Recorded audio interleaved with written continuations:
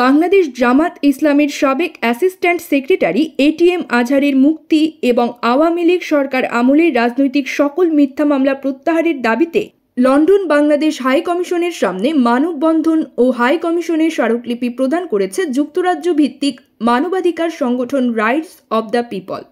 সোমবার 17 ফেব্রুয়ারি দুপুরে অনুষ্ঠিত হয় এই মানববন্ধন ও স্মারকলিপি প্রদান কর্মসূচিটি। সংগঠনের সভাপতি আসাদুজ্জামান শাফির সভাপতিত্বে ও সেক্রেটারি ফয়েজ আহমদের পরিচালনায় কর্মসূচিতে অতিথি হিসেবে উপস্থিত ছিলেন ইলিং অ্যামনেস্টি ইন্টারন্যাশনাল গ্রুপের secretary David Edwards, treasurer Aminda Kent, community ব্যক্তিত্ব কাজী কবির উদ্দিন। মাছে ভাতে বাঙালি, আর সেই মাছ পেতে আসুন লন্ডন ফিশ নেটে। জি হ্যাঁ, ইস্টহ্যাম পুরাতন টাউন হলের সন্নিকটে আপনার প্রিয় মাছের সম্ভারে ভরপুর। আসুন, দেখুন, বাজার করুন ছোট বড় সব ধরনের মাছ। বাহ, একই ছাদের নিচে প্রয়োজনীয় সবকিছু পাওয়া যায়। কর্মসূচিতে বক্তারা বলেন, প্রায় এক যুগের বেশি সময় ধরে তথাকথিত মানবতা বিরোধী অপরাধের নামে কারাগারে আটক রাখা হয়েছে বাংলাদেশ জামাতে ইসলামের সাবেক সহকারী সেক্রেটারি এটিএম আজহারুল ইসলামকে। সম্পূর্ণ প্রশ্নবিদ্ধ বিচারের নামে যে অবিচার করা হয়েছে এবং এখনও আটক রাখা হয়েছে তার সম্পূর্ণ মানবাধিকার পরিপন্থী কাজ। বিপ্লবের মাধ্যমে যে নতুন বাংলাদেশ গঠিত হয়েছে সেখানে এ ধরনের বিপ্লবী মানুষদের আটক রাখা সম্পূর্ণ স্ববিরোধী কাজ আখ্যা দিয়ে অনতিবিলম্বে তাকে মুক্তি দেওয়ার জোর দাবি জানান। সেই সাথে আওয়ামী লীগ সরকারের আমলের রাজনৈতিক সকল মিথ্যা মামলা প্রত্যাহারেরও দাবি জানানো হয় কর্মসূচি থেকে।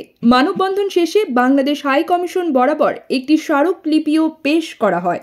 আপনারা জানেন যে জামাত ইসলামের সাবেক অ্যাসিস্ট্যান্ট সেক্রেটারি এটিএম আজহারুল ইসলামকে দীর্ঘদিন প্রায় এক যুগের বেশি কারাগারে রাখা হয়েছে।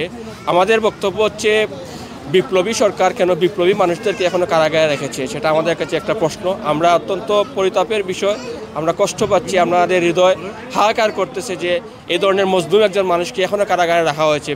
এই ফ্যাসিস্ট আওয়ামী রিজিমের পর যে দেশে স্বাধীন হয়েছে, স্বাধীনতার পরেও কিন্তু আমরা স্পষ্ট ভাষায় বলতে চাই, অনতিবিলম্বে কোনো ধরনের টালবাহানা না করে, কোনো ধরনের আইন আদালতের তোয়াক্কা না দেখিয়ে অনতিবিলম্বে যাতে জামাত ইসলামীর এই শীর্ষ নেতাকে মুক্তি দেওয়া হয়। পাশাপাশি আওয়ামী লীগ সরকারের আমলে যে মিথ্যা গায়েবী মামলা দিয়ে বাংলাদেশের জনগণকে জিম্মি করে রাখা হয়েছে, সেই সকল মামলাগুলোকে অনতিবিলম্বে প্রত্যাহার করতে হবে। Yeah, to repeat what Amanda said, there should never be a death penalty for anyone in any country in the world. And Amnesty supports human rights and a free trial in every country in the world, all 200 countries. There should be fairness and recognition of human rights. Ealing Amnesty have come here to support the request to free this man because we do not believe in the death penalty and we do not believe that the man received a fair trial. ATM Azharul Islam ভাইয়ের মুক্তির দাবিতে আমরা এখানে peacefully demonstration করেছি এবং স্মারকলিপি প্রেরণ করেছি।